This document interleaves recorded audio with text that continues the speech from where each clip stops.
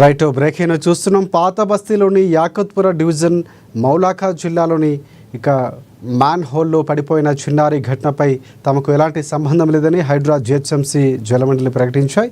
హైడ్రా అధికారులు మాత్రమే స్థానిక కార్పొరేటర్ ఆదేశాల మేరకు వరద నీటి కాలువకు సంబంధించిన మ్యాన్ హోల్ ఓపెన్ చేశామని చెబుతున్నారు.